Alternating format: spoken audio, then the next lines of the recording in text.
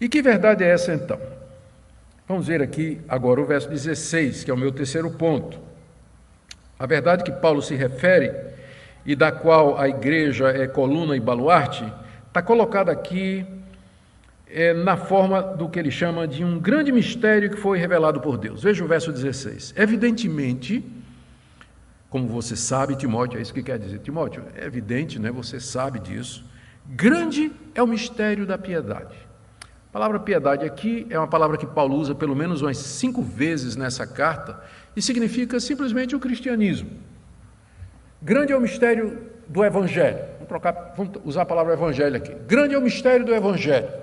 É chamado de piedade porque provoca piedade em nós. Piedade aqui não é pena, mas é uma atitude pia de adoração, de serviço e comunhão com Deus. O Evangelho produz isso, por isso, às vezes, Evangelho é chamado de a piedade. Então, grande é o mistério do Evangelho, que produz uma vida piedosa em nós. É chamado de mistério porque ele estava oculto antes. Essa verdade que Paulo vai desvendar aqui, ela estava oculta antes, estava presente no Antigo Testamento, estava prevista na lei, foi anunciada pelos profetas, foi antecipada pelas cerimônias levíticas, foi cantada nos Salmos. Todo o Antigo Testamento falava desse mistério, né, que nós vamos ver agora qual é. E Paulo diz que ele é grande no sentido de que ele é glorioso, ele é profundo, porque ele é a essência da verdadeira religião, é a essência da piedade, do cristianismo, daquilo que Deus nos revelou. Esse mistério é muito grande. E em seguida Paulo canta esse mistério. Eu digo canta porque da maneira como ele colocou aqui, dá a impressão de que ele está que é um hino antigo. Não faz sentido, não parece no português, mas no grego, se você ler em grego, você vai ver que tem uma rima, vai ver que há um balanço, um equilíbrio aqui entre essas 6 sentenças.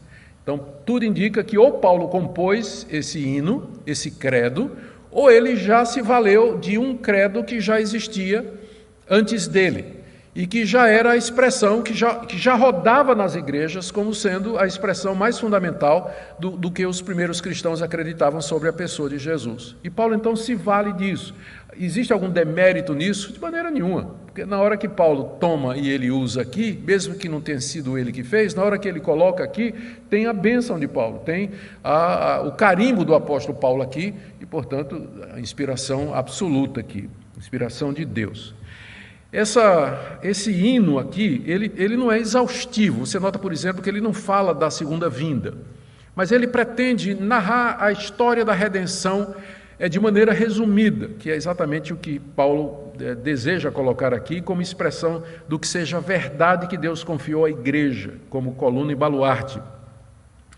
Isso que ele vai dizer era um mistério, como eu disse, que estava oculto, mas agora com a encarnação, a ressurreição de Cristo, a chegada do Espírito Santo no dia de Pentecostes e o ministério dos apóstolos, esse mistério foi revelado.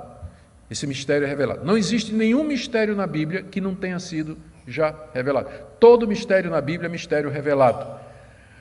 Todo mistério na Bíblia é mistério revelado. Sempre que Paulo fala, eu vou dizer um mistério, em seguida ele explica que mistério é esse. É a mesma coisa aqui. Grande é o mistério da piedade. E ele então revela esse mistério que Deus confiou à sua igreja, que é um resumo da salvação centrada em Cristo Jesus. Você vai ver que segue uma sequência não muito histórica, mas uma sequência lógica histórica dos fatos principais na vida de Cristo: a encarnação, ressurreição, ascensão, evangelização e glória final.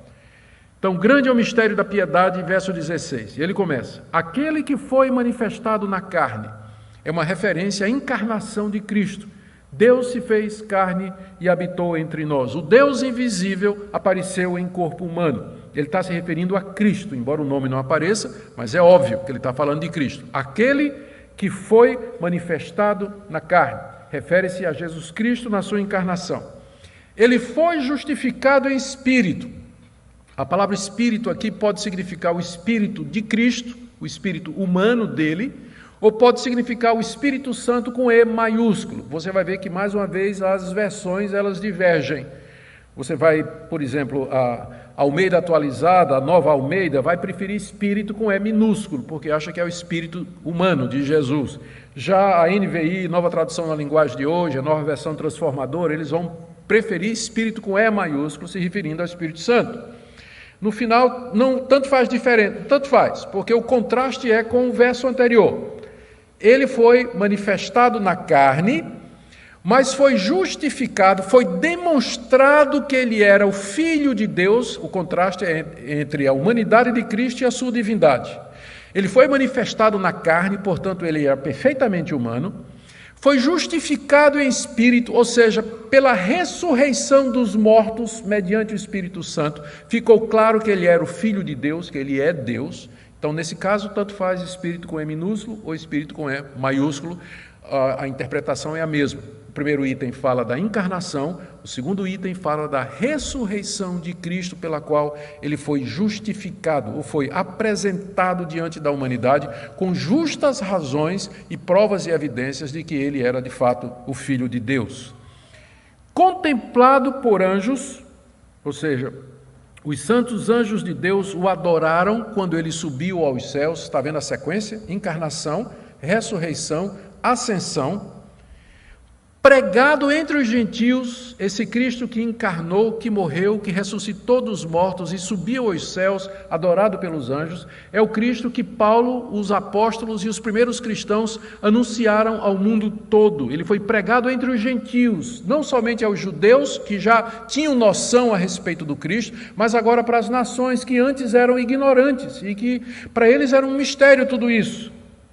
Ele foi crido no mundo, os pagãos receberam o Evangelho, creram no Evangelho e juntamente com os judeus agora compõem a Igreja de Deus e finalmente recebido na glória. Aqui se refere à ascensão, exaltação de Cristo à direita de Deus Pai, onde ele recebeu toda a glória. Então, nessas 6 estrofes, Paulo resume o mistério da piedade que foi revelado. Esse mistério, essa verdade, ela ficou devidamente registrada nas cartas que Paulo escreveu, que Pedro escreveu, que João escreveu, que Tiago escreveu, que Hebreus escreveu, que João, já falei, que Judas escreveu, Mateus escreveu, Marcos, Lucas. O Novo Testamento é o registro dessa verdade. E foi isso que Deus confiou às igrejas locais. Vocês seguiram a sequência. Timóteo, eu estou escrevendo essas instruções porque pode ser que eu me atrase, eu quero chegar aí em Éfeso para ajudar você, mas se eu atrasar, essas instruções são para que você saiba como se deve proceder na casa de Deus, se deve proceder na igreja.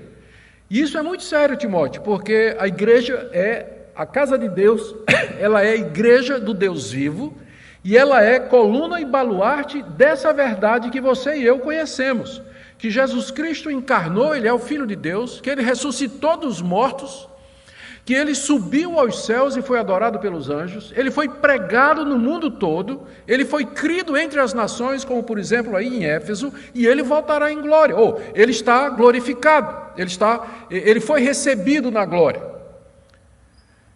Que seriedade, que importância, que coisa crucial é essa que o apóstolo Paulo está dizendo aqui,